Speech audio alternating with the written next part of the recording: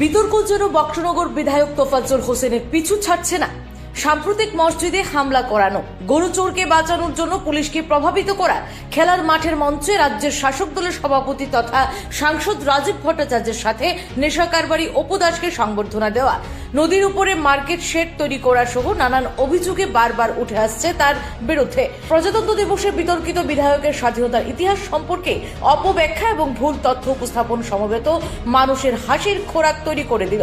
বিধায়ক তার আলোচনায় বলেন, 1930 সালের 26শে জানুয়ারি থেকে ভারতবর্ষের মানুষ এই প্রজাতন্ত্র দিবস পালন করে আসছে। ওই সময়কালে নাকি ভারতের তেরঙ্গা পতাকা তৈরি করা হয়েছিল। আমাদের স্বাধীনতা বলতে কিছুই ছিল না।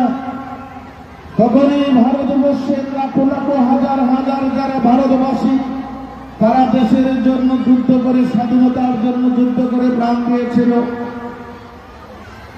তারপর যুদ্ধ করতে করতে একটা সময় যখন ওই ব্রিটিশটা হাঁপিয়ে পড়েছিল, তখন 1930 সালে 26শে জানুয়ারি আমাদের এর আগ পর্যন্ত যুদ্ধের, অর্থাৎ 1930 সালের 26শে জানুয়ারির আগ পর্যন্ত আমাদের যুদ্ধের কোনো হাতিয়ার ছিল না, যুদ্ধের আমাদের কোনো ফ্ল্যাগ ছিল না। তখন 1930 সালে 26শে জানুয়ারি তেরঙ্গা পতাকা দিল্লির মাটিতে উঠিয়েছিল আমাদের ভারতবর্ষের স্বাধীনতা যোদ্ধারা।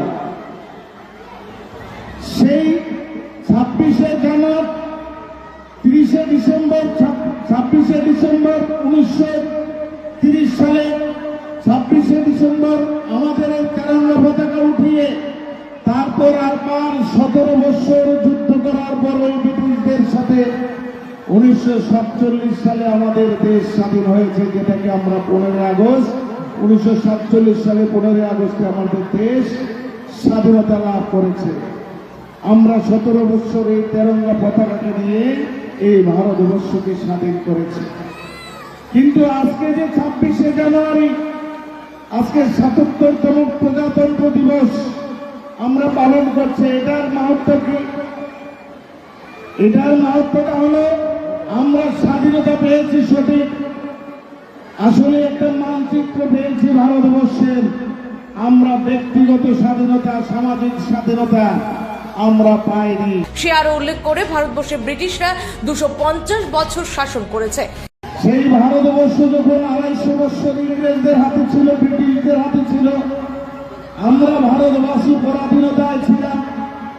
এমনকি যে সংবিধানকে স্বীকৃতি দেওয়ার মাধ্যমে পূর্ণাঙ্গ গণপ্রজাতন্ত্র প্রতিষ্ঠিত হয়েছিল 1950 সালে, সেই সংবিধানের প্রণেতা বাবা সাহেব ভীমরাও আম্বেদকরের নাম পর্যন্ত সঠিকভাবে সে বলতে পারেনি, যাকে সংক্ষেপে বলা হয় বি আর আম্বেদকর। আলোচনায় বিধায়ককে বারবার বলতে দেখা গেছে বি আম্বেদকর, জানিয়ে সমবেত মানুষকে সমালোচনা করতে দেখা গেছে। ডক্টর বি আম্বেদকরের হাত ধরে আমাদের ভারতবর্ষের সংবিধান রচিত হওয়া কমপ্লিট হয়েছিল ডক্টর বি আম্বেদকরের হাত ধরে। ভারতের প্রকৃত ইতিহাস প্রমাণ করে 1906 সালে প্রথম তেরঙ্গা পতাকা তৈরি করা হয়। তারপর 1907, 1917, 1921 এবং 1931 সালে তেরঙ্গার রূপ পরিবর্তন হয়।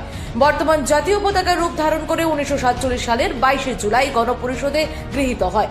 স্বাধীনতা অর্জনের পর সংবিধান রচিত হয়ে 1950 সালে স্বীকৃতি অর্জন করে ইতিহাস প্রমাণ করে ব্রিটিশ ইস্ট ইন্ডিয়া কোম্পানি 1611 সালে অন্ধ্রপ্রদেশের মাছলিপাট্টা এলাকায় ওই খানকার শাসকের সাথে ব্যবসায়িত চুক্তির মাধ্যমে ফ্যাক্টরি করতে সক্ষম হয়।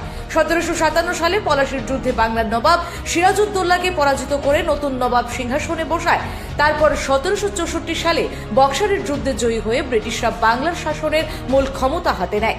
এখান থেকে ভারতবর্ষে ব্রিটিশ শাসন শুরু বলা যায়, যে হিসেবে ইংরেজরা ভারতবর্ষে প্রায় 183 বছর শাসন করেছিল, যেখানে বিধায়ক তোফাজ্জল হোসেন বলছে 250 বছর নাকি ব্রিটিশরা এখানে শাসন করেছে। বর্তমান প্রজন্মের সামনে স্বাধীনতা সম্পর্কে এই ধরনের ভুল তথ্য তুলে ধরার কারণে এলাকায় এখন তীব্র সমালোচনা চলছে। অভিজ্ঞ মহল বলছে তার সঠিক জ্ঞান কবে বিকশিত হবে বোঝা যাচ্ছে না। তোফাজ্জল ভাই সেরা, ওরে তোফাজ্জল ভাই সেরা।